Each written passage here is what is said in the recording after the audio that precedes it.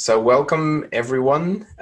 Great to have another webinar, and I'm very happy. It's always great to have friends around, and Roni is one of them. We've met each other on different conferences, and Roni is a very well-known sommelier in Germany. I think you've written a book even.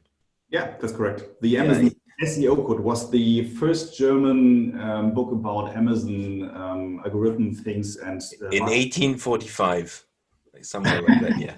Yeah, So, was like discovering the internet at all. Yeah, yeah. so that's how knowledgeable is the guest today. And I love to start with a fun fact about yourself. So did you prepare a fun fact to share about yourself?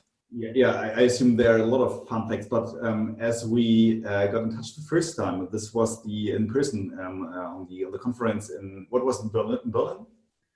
Must be in Berlin. Yep. Yeah, something like this. And I just felt really exhausted that day because, less sleep because of my one child, my one daughter. And we sit at this table with this guy from Roto, you know this one, the Frank guy. Yeah.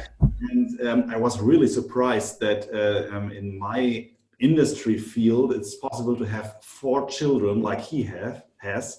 It was just really surprising for me. And then you were sitting next to me and you told me you have 6 children. I just really freaked out there because I really felt exhausted with only one child and in this really kind of exhausting industry with a lot of things going on to take care of and all these things.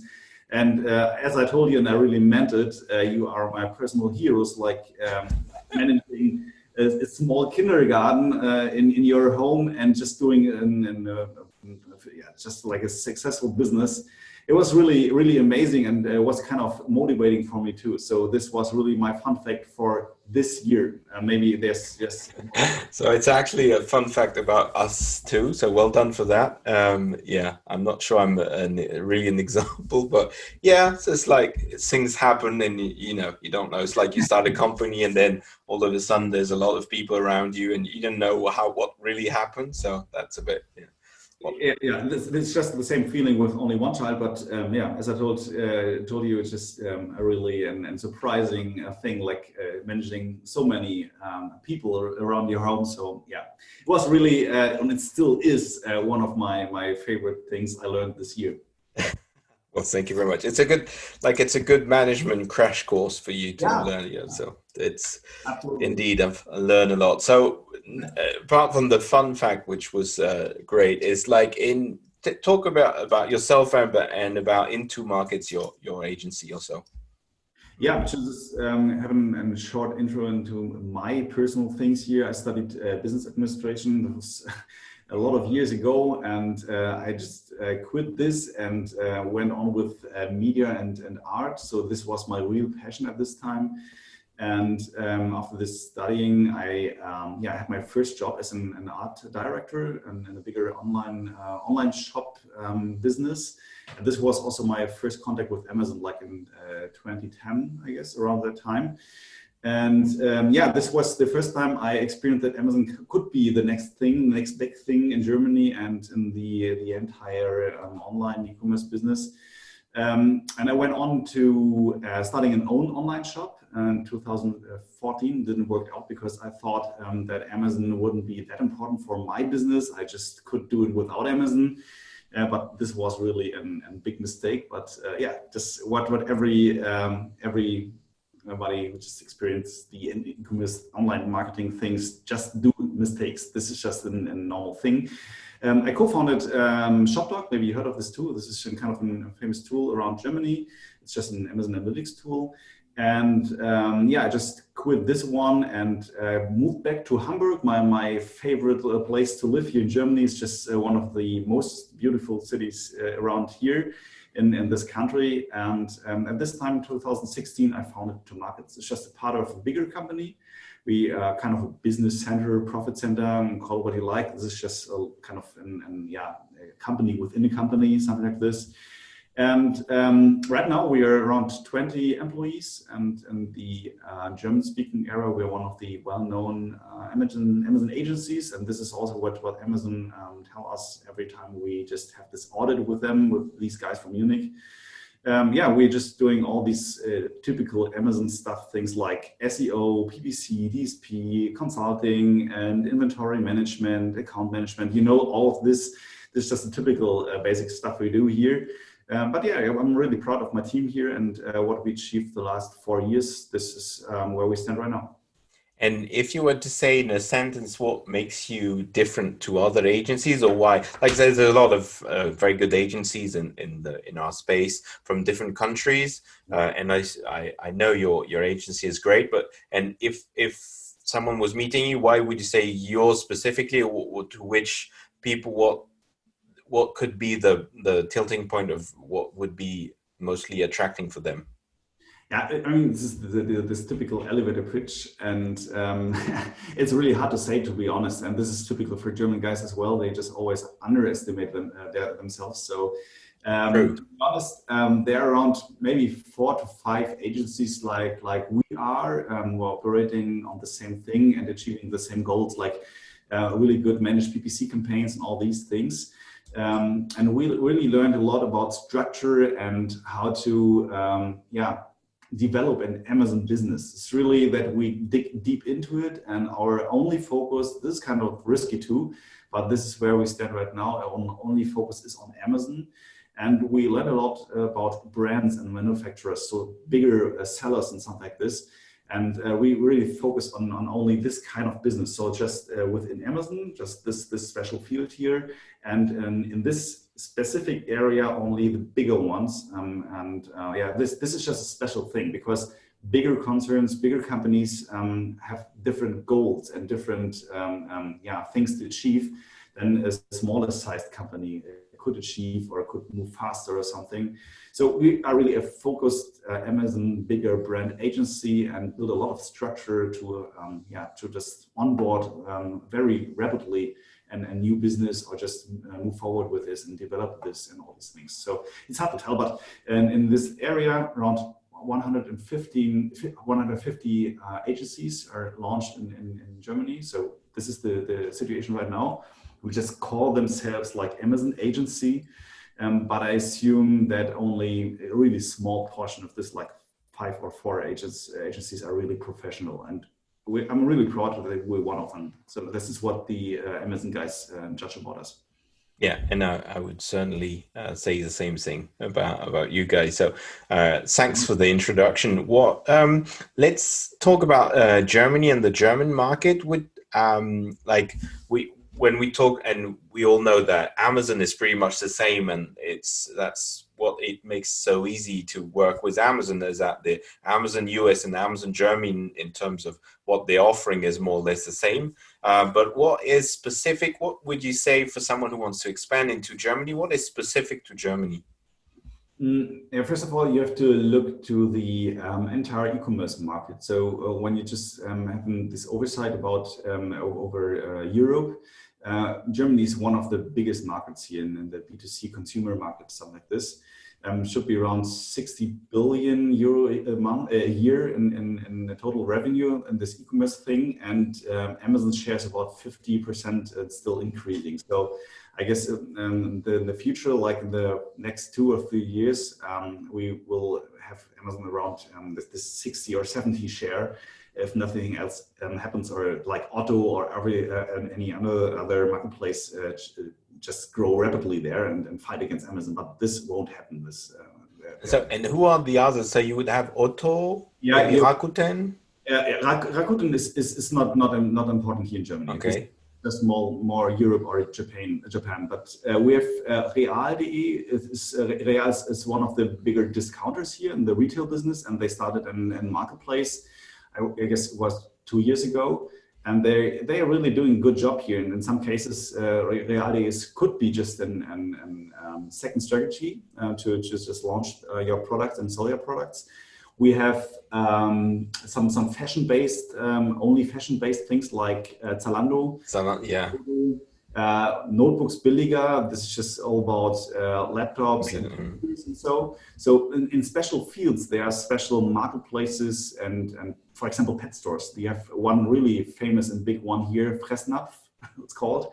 So it's all about pet supply and so such things. They are really huge and fast growing. So this is what Amazon has to face here. But when it comes to general things and household and electronic things, books, of course, and all these things, Amazon is just dominating the market here. And 50% is quite huge. Like, yeah, when you just want to just retransform this phrase here and say every single euro which is spent in the e-commerce field in Germany is just all about Amazon. So it's really a huge market here. I know in France there's a Cdiscount. It's just a really big competitor. And in Germany, we don't have this one big competitor compared to Amazon. So there's some smaller ones in matter of revenue, but in this case, Amazon is just huge and really dominating here. Yeah, that's clear. So actually, when you want to address your German market already, if you have Amazon, you're in a good place. So a good strategy would be to start on Amazon and maybe look at Otto or Real.de or. Yeah, maybe. I mean, there are, and this is not only specific to Germany, there are a lot of good tools to manage your product feeds, for example, like an ERP tool or something, and or man of the middle tools. So when you want to launch on different marketplaces like Amazon, Otto, and these things you mentioned, you should have this kind of tool management things to automate your feed, and so they don't have to care about all these small things. And would you recommend some tools you know about? Which no, not really, because this is not my specialty here. Okay. I heard a lot of tools here, and they're pretty good, but I really can't judge about this because I don't have any experience in practical matter. And one topic, if we go on the tool subject, is I know that a lot of tools like Amazon is not very stable on the brand side. On the like customer side, it's very stable, but on our side it's not very stable, and cataloging can be very complicated. Do you know of any tools which are working well, like cataloging tools which typically work with other marketplaces? And there are a few. Have you had the experience and you think it's a good idea to use a tool, or would you say manual work is still the best option? It really it just depends on the situation you are in or you have to face. There are a lot of good tools here, but when it comes to managing the data feed for Amazon and optimizing all the product data and all these things, Amazon, and this is not just only the thing here in Germany, the situation is all over the world. Amazon behind the door, so like in the back door area, something behind the structure, it's not really a structure. They have really terrible and awful processes. They have different technical issues in categories. So in some categories, you have to fill in 5 bullet points.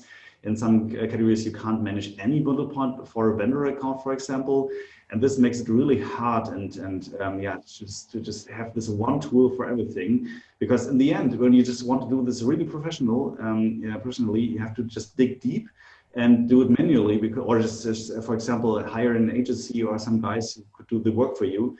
Because when you just miss keywords and important content on your product detail pages, then it's just a disadvantage and withdraw for your PPC campaigns and SEO visibility and all these things. So in the end, I assume still it's really important to do it manually and just at least check it manually and just have some small adjustments here. Okay. Great, thanks for that. One question about the German customers. Do you believe there is a way you need to address, like when you're creating content and you do copywriting, is there a way specifically of how to address or how to speak to your German audience? I'm not talking about obviously if it's a audio lover or there are ways, but would you say, okay, if typically you've got a brand which has got content in English and you translate it into German, is there a way you want, like a tone or ways you want to present the content a bit differently than other countries? Maybe. Also, again, it just depends on the category and which kind of brand and products you're selling or want to sell. In some cases, German customers could really be picky about details. So like we really, see when there's not really an added value to the content and when it's really generic or something. It could be So just no bullshit, you mean? yeah, no bullshit. Yeah, in some cases, of course. But on the other hand, when I see how the Chinese sellers are yeah, dominating some categories with really bullshit content, like I mean, the pictures are sometimes really great and sometimes better than bigger brands. I made a video about this recently. And when it comes to written content like SEO and product details, it's really shitty. I mean, really shitty. Like false information and really bad and automated translations and the product. And you can really measure this with tools. I'm sure you know about how to do this. You can really measure that these kind of shitty products are selling really good in the Amazon marketplace DE. So in some special cases, like for example, fashion or electronic goods, when it's a little bit more expensive, or pet supplies, because this is all about German housewives, for example, they're a little bit more picky and want to be convinced of the product and want to have more details and like really lovely language and some small details. And hey, this is a lovely product for your dog or a cat or something. In this case, it's just all about detail and really high sophisticated language. But in so many other cases, it's not really important. So yeah, so what I would note from that is attention to details is probably a winning point. Yeah, because this is typical for German guys. You know, it's just yeah, we just a really detail-loved person here, and really want to dig deep and want to be convinced, want to be yeah, charmed by the content. In some cases, yeah. It's great. It's better you say it than me. Then, of course, because it's more honestly when it's coming from me. Of course, yeah. So I'm getting late on question. We've got a few questions. What about you? So that one I didn't understand. But in comparison to Zalando, how would you rank Amazon in Germany when it comes to fashion? Oh, Amazon is still behind, I would say, because Zalando is more the better looking and more explanational thing where you want to explore a product, you want to have this really nice experience, like different recommendations, like outfits and something like this. You want to have, for example, want to buy a dress and want to see the best fitting shoes compared or just connected to the dress, for example. It's more about recommendation things, and there Zalando is just way better. Amazon is still fighting to just achieve the same thing here, and they just did a lot in the last years, but it's really kind of not that good looking platform when I'm really honest, because Zalando is just yeah, really nice looking and really better organized and better structured here when it comes to fashion. So when I want to compare these two things, Amazon is just like 30% of Zalando. Like okay, if in terms of market share, you would say like it's a 70-30 thing between Zalando and Amazon? Yeah, when I just look into our accounts, for example, we supporting Puma on Amazon and entire Europe marketplace in 5 marketplaces, and of course they are yeah, selling their products at Zalando as well, and Otto and all these bigger marketplaces. And what they told us and what we see in other cases as well, Zalando is way just more important than Amazon is, because Amazon is just not the fashion platform. And yeah, and so there's no official like market share information between. Not really, because Amazon is not really open to. They're not sharing, that's for sure. So exactly. Yeah. So there's no really steady or really serious number I could share here, but it's just a feeling and an experience with other clients. Or like the 70-30 rule, you think is? I would guess so. Yeah. Okay. Very good. Wow, impressive. So if you have a brand with like clothing of any fashion product, you would need to look into Zalando then, maybe. No, I won't, because I am just an Amazon fanboy, and I still believe that these 30% you can just do a really successful. Okay. When you just manage this professionally and just have this kind of really specific strategy. What do you want to achieve there? It's just a market share or something like this. Yeah. And that I find that very interesting. So despite those 30-70 rule, you would still say to a brand, okay, which probably hasn't got a very big distribution set up, and let's say they online only, you would tell them, okay, stay only on Amazon and don't go on Zalando, just to make it simple, or what would be your No, you just do both sides here. But of course, I'm the Amazon expert, so I can't Yeah. help you with Zalando. But for example, there's one other platform which is really growing rapidly here. It's About You.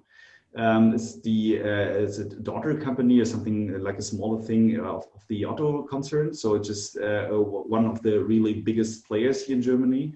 But when it comes to marketing, professional marketing, like PPC campaigns or display campaigns, and all these things, like in self-service mode, Zalando and About You and all the other platforms are not really on the same level like Amazon is. So you could really manage your campaigns like you want and everything else. And you want to, for example, spend a specific budget for only one product in only one case, you could do this better on Amazon and not on Zalando and About You. But you have to be an expert in different cases here in different marketplaces. So could we say that in terms of branding, Amazon is probably the best solution, but in terms of sales, having more sales, Zalando and About You are probably the best avenues just in terms of sales. Okay. Yeah, when we do it simple here, yeah, could say this, yeah. Okay, great. And so, sorry, yeah, I didn't know About You. So the question was, what about you? So I hadn't understood. So now I understand About You is a competitor of Zalando. So thank you for Yeah, the answer from the anonymous attendee who's just given me that. Um, I've got a couple of other questions. Is how important are international customers for the German market share versus German shopping on Amazon.de? I remember when we were at the conference in Berlin that the information was that half of the keywords on the back end of the Amazon.de was all English, that a bulk of the customer coming were English speaking. Is that correct? No, I wouldn't say so, because telling from the experience the last 5 years doing this professional Amazon business, and I don't know how many products we optimized over the last years. I guess at least 30,000 or more. So it was really a huge, or it still is a huge number. Of course, there are some cases when it comes to technical products like a USB or cameras and all these things. There are some small and specific words which are, of course, in English because the manufacturer are more international.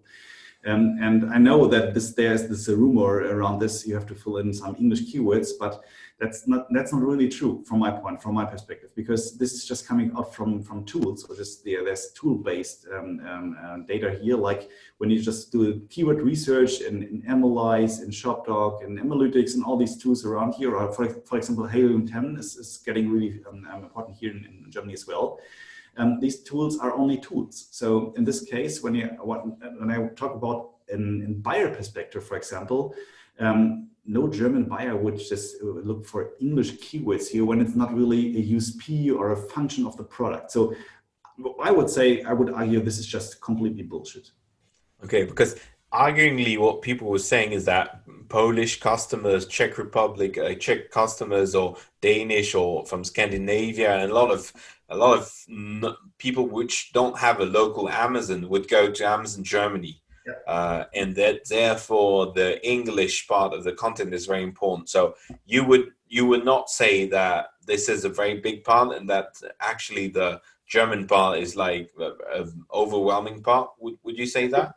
Exactly, because when you want to look into the numbers to have a proof here, that's the number we got from Amazon. It's around 50 million active accounts in Germany. So Amazon DE German accounts, like some of this, 50 million active accounts. That's also the number of potential reach of the Amazon DSP. We could just, for example, do some. That 50 million prime or not? Is prime and non-prime? Not prime, of course not, because Germany has around 80 million people living here. So that would be just really a tremendous number to have 50 million prime accounts. But active accounts means, and I remember that right, you have to at least do once one buy or something. You have to buy something like one time in a year for at least 50 euros, something like this. To be active. So this counts as an active account or something. And of course, there are some minor groups buying from the outside from Germany, and this is true, of course. But what I always say to my clients and customers here, focus on the major part. Which target group is the bigger one? Is this the Polish people or coming from Denmark or something like this? Because they don't have a marketplace here. Because maybe this is changing in the future. There are rumors around, but in this case, the German people living in Germany have a German account here, want to speak German and search German, are still just ruling or dominating, of course. And this is just where we focus our keyword research. For example. So on that point, what would be your what's your intuition about those 50 million? Do you think it's 90% in Germany? Do you think it's 60%, or what's your? This is really hard to tell. I mean, to be honest, I don't have a clue, because this is the number coming from Amazon and there's no specific details about this. But also, again, just when you talk about a feeling, I would say at least what is it, 70 or 80% are German accounts, because when I look into our statistics with our clients acting in Germany, selling in Germany, it's just that the number is tremendous of German buyers. But I really can't tell you here the truth. This is just all about Amazon. Okay, and I have another question, and I've got loads of other questions I need to address, but like we know, and especially I have a business account, and I have the option to have it then the pages in German or the pages in English, and I think I could even have them in Dutch or in other languages. Like for a brand who's having its product in Germany, do you think it's really important to also upload the English content to make sure it's also available in English? Because even if like the focus is still German, it's like you're probably losing an opportunity for the English speaking customers, because you do have a lot of Americans. Well, if Trump doesn't send them all back, but you do have a lot of English speaking people still in Germany, right? And plus the people outside. Does it make sense to upload also content in English for the German part, like for the translation part? No, I wouldn't say so. So it's again about the major target group you want to focus on. So, for example, when you are a middle-sized company and you only have limited resources, like so many sellers and vendors actually have here, this is just the situation. You have to focus your people and your budget and all your effort you want to put in your product and optimization and PPC and all these things into what is really worth it. So meaning, like when you just have, for example, 80 million people living here and around 50 million accounts, for example, are potential buyers of your product, for example, just to make it simple. And around 10% are English speaking people and 90% are German speaking people. Of course, 10% of 50 million are still 5 million people. It's a lot, but there are 45 million people could just buy your product here. So when you have limited resources, focus on the bigger part here, the bigger part of the cake. But let's say, so when you start clear, you need to focus on the big picture and on like the biggest market. Let's say you are a brand, you're established, your content is great on the German side, and you say, okay, how can you go into the icing, like icing of the cake, and you say, okay, I'll look into DSP, I'll look into different things, and I would typically say, okay, but it's probably a good thing to look at the English, like in terms of getting more market share, is trying to tap into those 5%. Do you think that makes sense? Like not at first, but a bit further down the line, or I get the feeling you're not convinced by that. Yeah. It just, again, it depends on the category and your goals. For example, it's a better solution to just, for example, expand your business to other countries, not just focus on the 5% or 10% living here, speak, for example, English or French or something. So it could be the better approach to, for example, measure or just have a look on France, for example, or UK, and just try to settle down your business there. Or the second option would be, for example, look into other marketplaces like Real.de, what I told you about before. So it's like it's focusing on really the German customer. That's what I would do when I would be a seller or I would be responsible for a brand or something. I would not just dig into the 5%. I would always focus on the bigger part here, always. Okay, makes a lot of sense. So let me get into the questions. I have loads of questions coming up to me. So So yeah, we answered that. Uh, uh, yeah, sorry. When so when will be that's a good one. When will be Prime Day? Ooh. Beginning of October or end of September? Uh, Da-da-da-da. yeah, Suspense. when I would know this really, really seriously, I just could do a really big business with this because this date isn't really launched yet. But everything what I heard of, and from coming from also from our context from Amazon headquarters in Munich, it's all about September. That's what they're preparing for, and usually Amazon just do this kind of agency workshops with the bigger ones. They're inviting them and say, okay, this is just changing for this year, and please take care of this. I mean, there are not really much new important information here, but what I see here that these kind of trainings are in September, and this is usually just a week or two before Prime Day happens, or just launching or something. But I'm not really, I can't really tell here, but I'm pretty sure it should be in September, just right after. Yeah, that we've heard through the grapevine that September sounds like the most probable thing, but true, there's no official information. So Exactly. you didn't there's no you don't have any secrets here. You can deliver. What a shame. No, no, honestly, I don't have. And if I would have some secrets, I You wouldn't wouldn't say. my relationship to Amazon to yeah. True. But it's only between us, don't worry.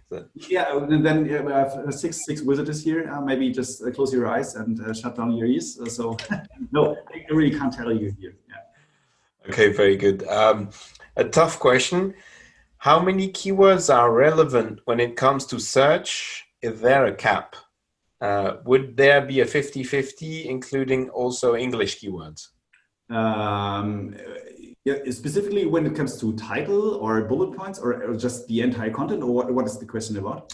How many keywords are relevant when it comes to search? I think it's search advertising, I would assume, or if it's search, maybe because like there's no cap when you're doing advertising, right? For No, of course not. keywords. There is an really huge cap when you, for example, have around millions of campaigns running at the same time.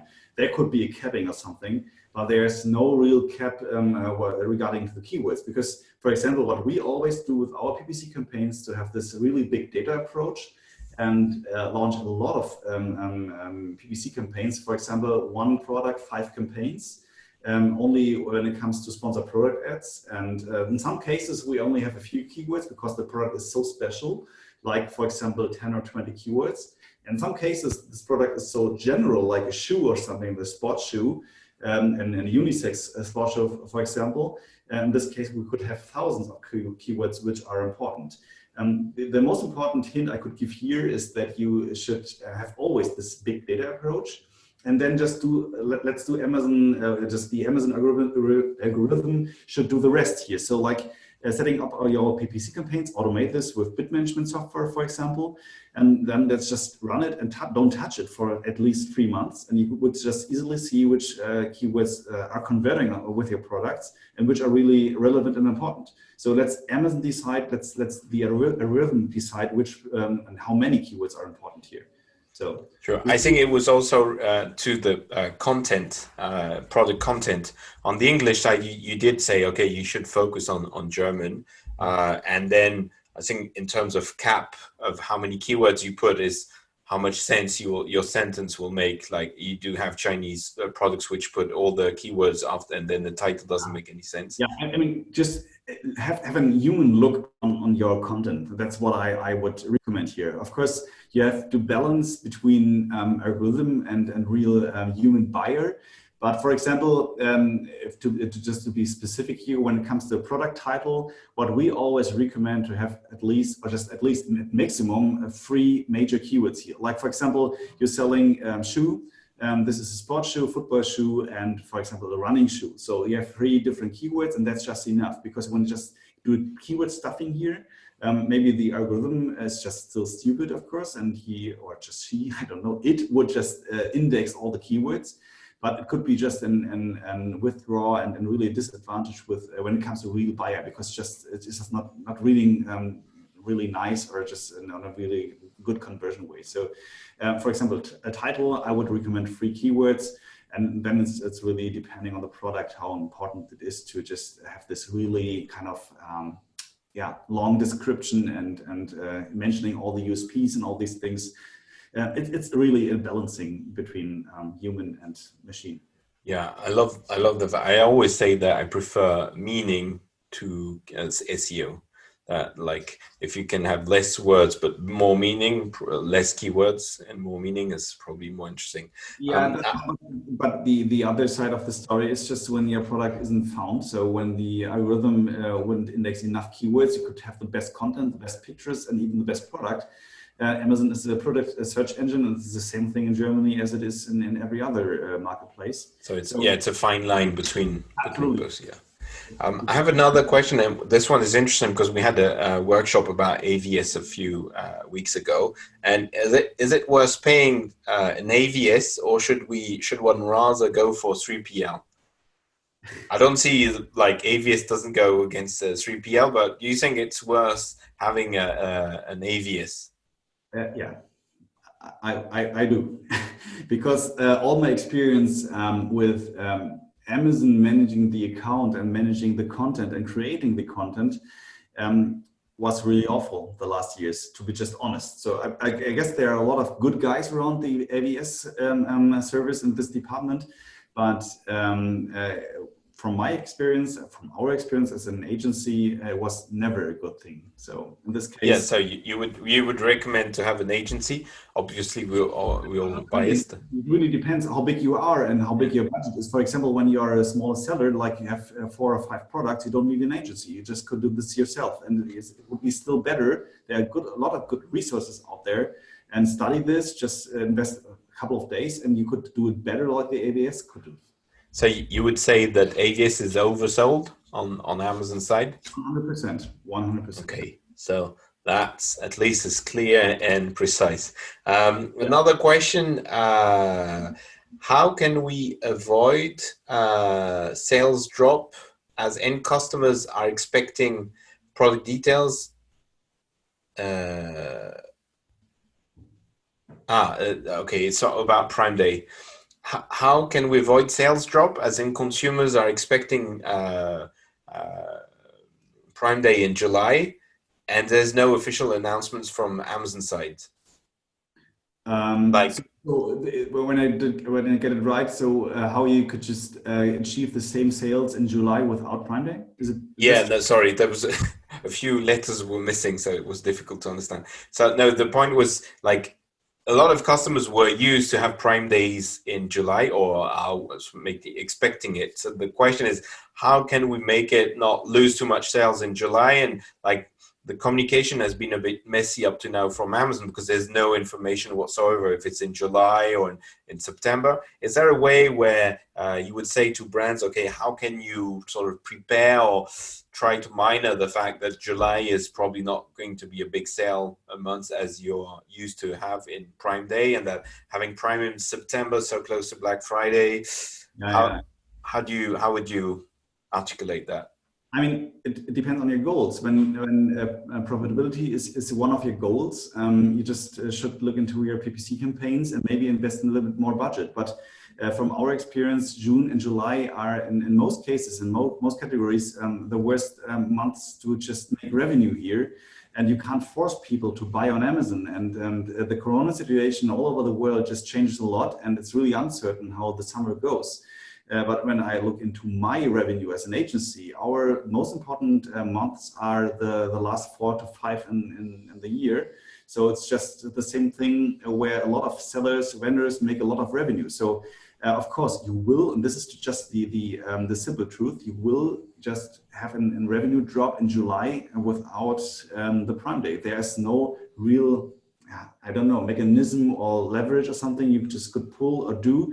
To just keep up your revenue like it was with the Prime Day. So without a Prime Day, there will be a drop. Prepare this and just live with it. It's just there's no way around it. This is just the only truth. Okay, so face the facts, face the truth. Yeah. Is there a difference when it comes to matching in Germany in comparison to EU-wide? Is there a different kind of matching in Germany?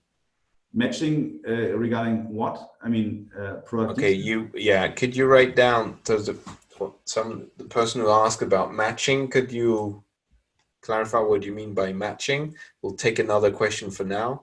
Do you see much potential of growth from the Amazon Fresh? As Amazon is still stuck with the same cities for a long time and players such as Picnic or other are growing. How do you see Fresh, which is the food part, right? This is quite a really good question and really interesting market field here. What I know is that Amazon, the fresh department of Amazon is in Berlin. This is quite the headquarter of the innovation department of Amazon here in Germany. And they're doing a lot of things on research. And for example, they want to have a measurement, automated measurement for the freshness of the products, for example, like fruits and vegetables and all these things. Actually, we supported, this was the former years, and really big, vendor brand who are in the fresh business. And to be honest, it was talking from the point right now, it was not really that successful. It was not because we did just a shitty job. It was really that the Amazon buyers were not really ready to buy fruits and all of these food stuff and food goods on Amazon. But I guess it will be more important in the future, because when you're just talking about Germany, there's only one retailer who just do this delivery part. It's Rewe. Maybe you heard of this? It's one of the biggest discounters here. And they have this online shop as well, and nobody else has, for example. And in this case, Amazon's quite alone on this part here. But Fresh is still available, if I'm not incorrect here, in only a few major capital cities here in Germany. From Munich, Berlin, Hamburg still, of course. And it's great service. We tested it a lot here in our agency. And sometimes it's really, awesome. For example, you ordered ice cream on Amazon Fresh, like in around 6 p.m. And it's delivered in 8 a.m. the next morning. So it's just a really awesome service. And I think when it comes to logistics and all these things, Amazon has to do just a little bit more homework here to just have a really good and reliable logistics service to just keep up their promise that Fresh is still kind of the next thing where you could buy food stuff on Amazon, or at least in the entire e-commerce business. So it will be important. Right now, when I'm talking about Germany, it's not really that important. Okay. Another question is, that's one of the topic is your government, like the German government, has decided to reduce the VAT to mostly to help sales of cars, if I understand well. It's because the VAT amount on cars is very important, so that's where the most. But that is also for all products to like boost a bit the economy, which I think is really good for the economy itself. But now it comes down to like sellers, mostly sellers, because vendors wouldn't have the problem, but sellers is what to do. What would you advise then to sellers like from July 1st? Will Amazon lower their prices? Should you do it yourselves? What would be your approach on that? It's really uncertain, because we had this 16% in the former years here. It's just kind of back to the roots again. At this time, I was just quite too young to just measure how this impact was as they raised the tax to 19%. But in the end, I assume, but this is just only assumption, that it won't change a lot, because we're talking about 3%, a few percent of the sales price, for example. And I assume the overall the sales prices will stay the same. They will remain on the level. It's only about just a little cut and a little bit more profit for the sellers and vendors here on Amazon, and for example also the entire e-commerce and retail business. So you wouldn't be afraid of, like, as a seller, having your competitors reduced by, actually it's 2.5% if you go from the top. Like, would you, like, if you're in a competitive environment like Ojo products or whatever, would you not be concerned of like saying, okay, we might be losing because the algorithm is very sensitive to price changes, and maybe someone will be in terms of bestseller ranking will take our spot? Yeah, when it comes to resellers, for example, this in this case, 2 or 3% matters a lot because this can kind of go about margin here. In this case, it could be dangerous, but when I'm talking about bigger vendors and brands and all these things, these 3% or 2.5% won't really matter a lot here. So this is just only assumption, and it's also just in what you said in the look in the glass. What was the saying?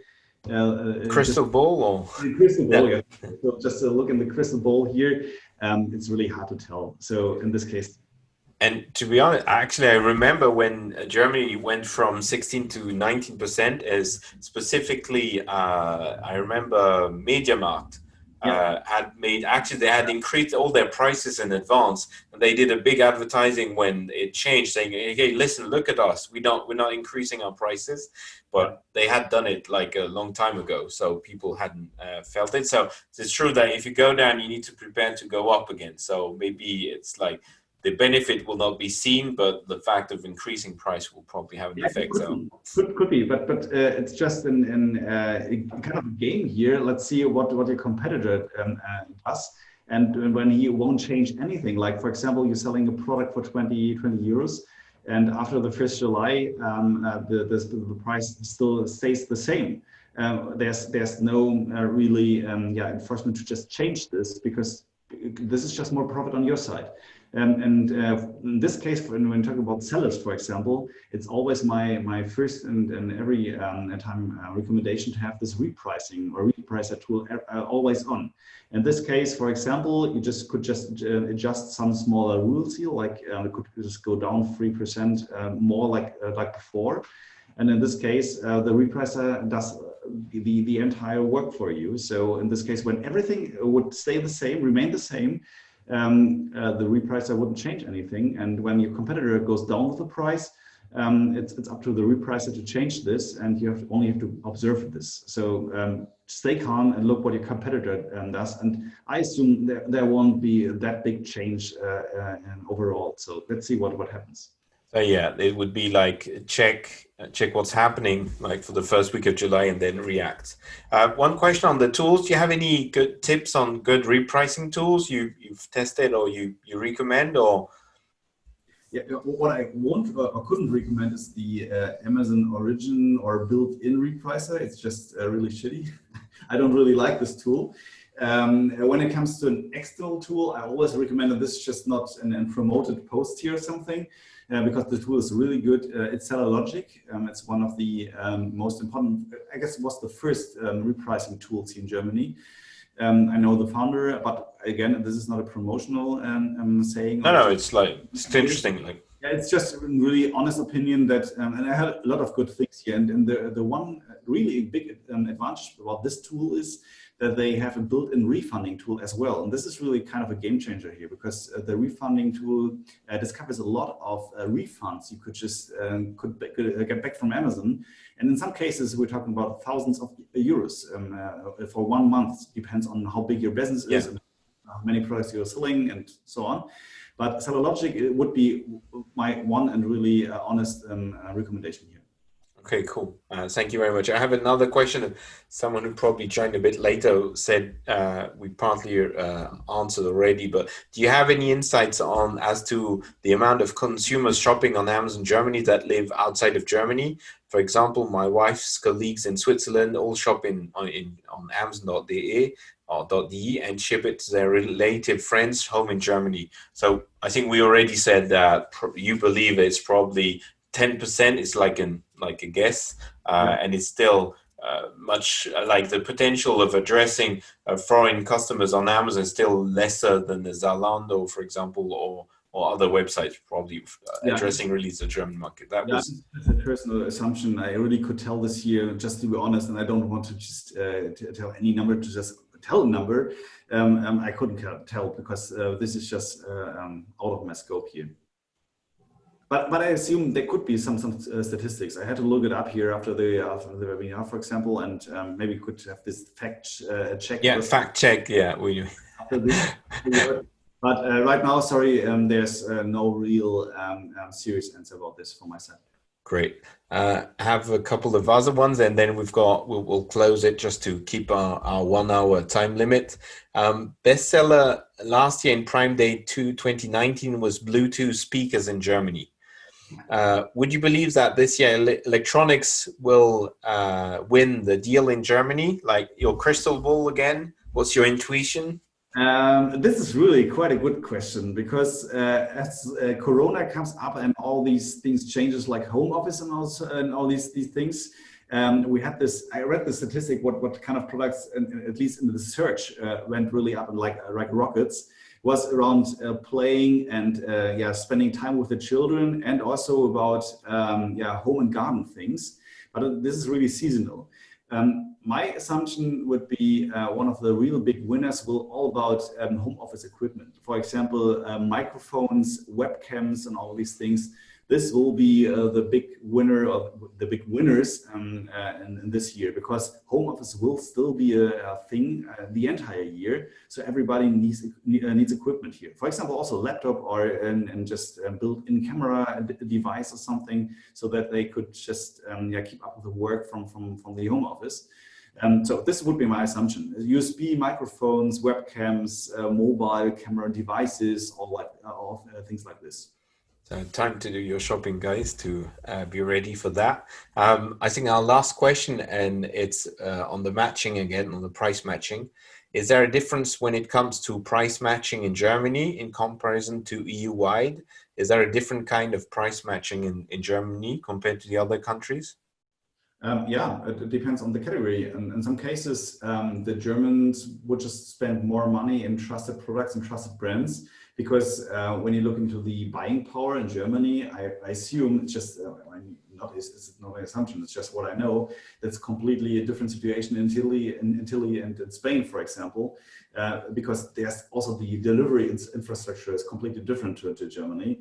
And I assume when we want to sell a product in Italy, Spain, Germany, for example, you could just have a completely different price in Germany. But yeah, this just you have to test this. And it could be really easy to have the different prices, price structure in the Seller Central, and also connect this with a repricer, for example, and just test it. But I assume you could just earn a lot of more money here in Germany because of potential higher prices. Yeah. And would you say that the German prices on Amazon Germany are higher than in other markets?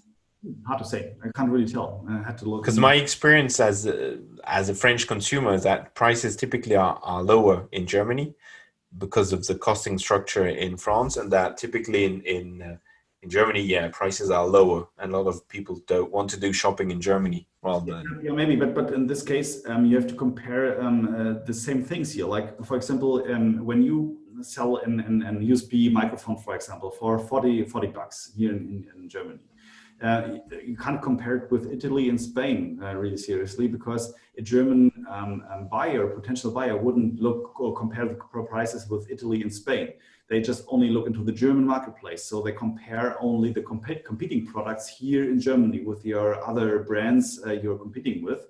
So in this case, it's all about the niche and category you're operating. Yeah, and the amount of offering there is in the market. Because nobody would say, okay, look here, Italy has the lower or higher price here, and I would like to buy it in Italy, for example. So it just is a matter of competing prices with different competitors in your business, in your niche. And other parting gift for the last minute is, what do you think? How much business can you win with a repricing tool? A lot, because it's not only about reselling.